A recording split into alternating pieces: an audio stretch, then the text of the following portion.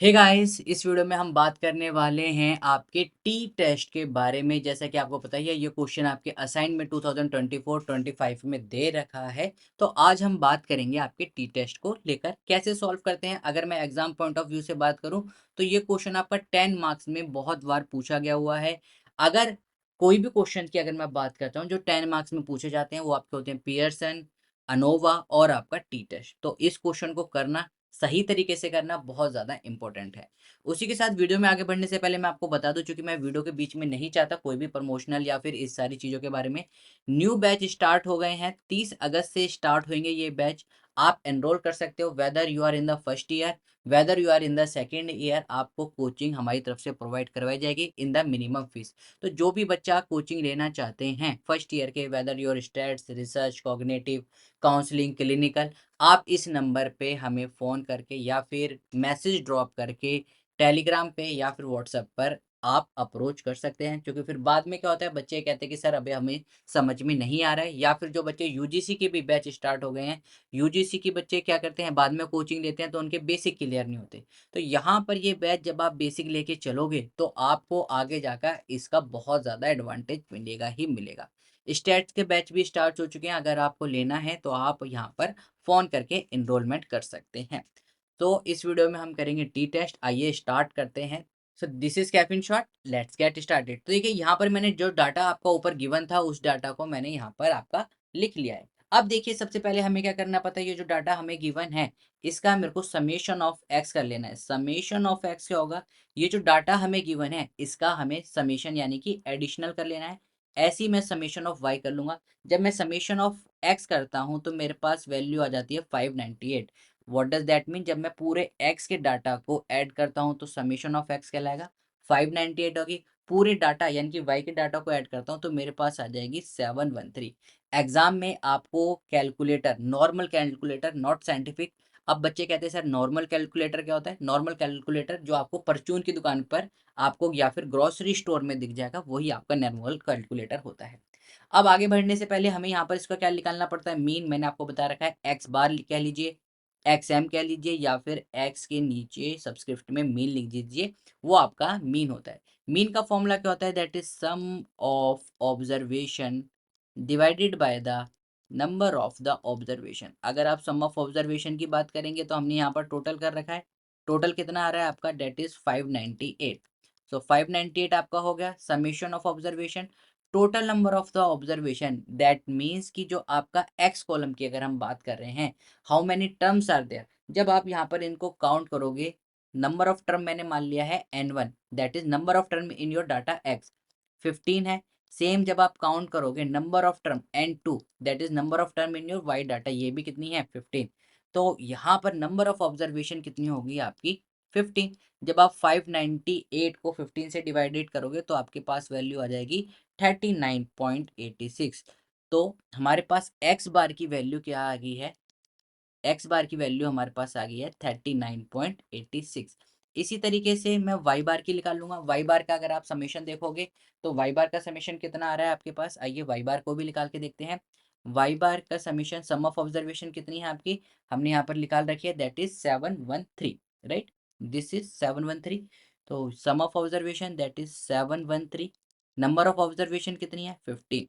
इसको जब आप डिवाइड करोगे तो आपके पास वैल्यू आ जाएगी 47.53। अब देखिए, क्योंकि यहाँ पर आपका क्या है, ये आपका असाइनमेंट है, तो यहाँ पर इन्होंने बहुत ज़्यादा हार्ड दे रखा है। अदरवाइज जब ये एग्जाम में आता है तो आपकी पॉइंट्स में आ सकती है, लेकिन इतना बड़ा कैलकुलेटिव में वो नहीं लेके चलते।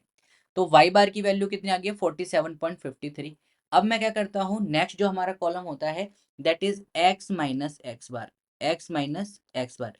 अब मेरे को बार बार एक्स बार की रिक्वायरमेंट है, तो यहाँ पर फॉर अवर सेक ऑफ कि हमें बार बार स्क्रॉल ना करना पड़े, मैं यहाँ पर आपका एक्स बार भी लिख लेता हूँ, लेकिन एग्जाम में आपको ऐसा नहीं लिखना होगा। और वाई बार भी लिख लेता हूँ। एक्स बार की मेरी वैल्यू कितनी आ रही है, दैट इज 39.86, और वाई बार की 47.53। तो एक्स बार की वैल्यू हमारे पास आ रही है 39.86 एंड वाई बार की वैल्यू हमारे पास आ रही है 47.53। अब यहाँ से हमारा काम होता चलेगा, कैसे, आइए वो भी देखते हैं। देखिए, एक्स की वैल्यू कितनी है, एक्स माइनस एक्स बार करना है हमें। एक्स की वैल्यू कितनी है हमारे पास 45। और एक्स बार की वैल्यू कितनी है 39.86, तो 45 minus 39.86 which is equal to 5.14। Next को एक बार और करके देख लेते हैं। 32 minus 39.86 that is minus of 7.86। इसी तरीके से आपको प्रॉपर जो पूरा डाटा है इसका आपको डिवीजन करके सब्सट्रैक्ट करके यहाँ पर लिख देना है। मैं यहाँ पर लिख देता हूँ, आप लोग क्रॉस चेक कर सकते हैं। सो गाइज हमने यहाँ पर सब्सट्रैक्ट करके लिख दिया है x माइनस एक्स बार। सेम इसी प्रोसेस को हम y माइनस वाई बार से रिपीट करेंगे, विच इज नेक्स्ट स्टेप हमारा क्या होगा y माइनस वाई बार। y की वैल्यू कितनी है 36, y बार की वैल्यू कितनी है 57.53, तो 36 minus 57.3 which is equal to minus of 11.53। Same goes with the whole data. मैं यहाँ पर लिख देता हूँ, आप लोग क्रॉस चेक जरूर करिएगा। सो गाइज मैंने यहाँ पर आपका y माइनस वाई बार का भी डाटा लिख दिया है। आप लोग आई होप आप लोग क्रॉस चेक करें।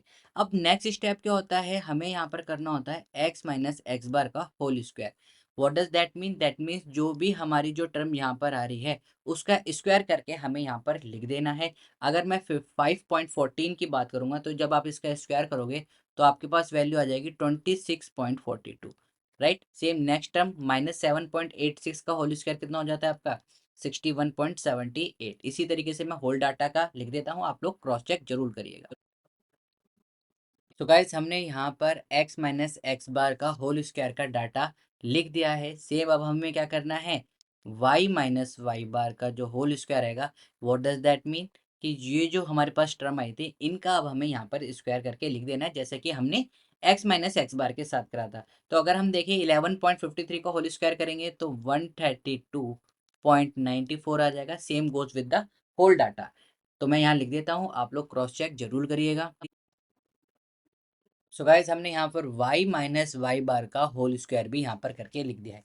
अब हमें क्या करना होता है, हमें करना होता है x माइनस एक्स बार का होल स्क्वायर का पूरा summation and y minus y bar का जो हमने होल स्क्वायर करा है उसका समेशन। तो जब आप x माइनस एक्स बार का होल स्क्वायर का समेशन करोगे तो आपके पास वैल्यू आ जाएगी 2987.73। This is the summation of x minus x bar का होल स्क्वायर। नाउ जब आप summation of y minus y bar का करोगे तो आपके पास वैल्यू आ जाएगी 2659.72, राइट। आई होप यहाँ तक कोई डाउट नहीं है। सिर्फ हमने क्या करा है, हमने मीन निकाला है, मीन से सब्सट्रैक्ट करा है, जो सब्सट्रैक्ट करके आंसर आया है उसका हमने क्या करा है अभी तक स्क्वायर करा है, दैट्स इट। अब बात करते हैं हमारे टी टेस्ट के बारे में। टी टेस्ट का अगर फॉर्मूला अगर हम देखें तो t test is equal to summation of difference in between the mean that is x bar y minus y bar. जो मीन का डिफरेंस है उसका मोड। कई बार बच्चे मोड नहीं लगाते, इससे इसका आंसर नेगेटिव में आ जाता है जो कि गलत होता है। तो गाइस इसको ये जो मैंने लगाया है इसे हम कहते हैं मोड। ये क्या करता है, आपका जो भी आंसर नेगेटिव में होता है जब मोड हटते हैं तो वो आंसर किस में हो जाता है, पॉजिटिव में आ जाता है। This divided by S, S stand for the standard deviation, multiply by n1 multiply n2 divided by n1 plus n2।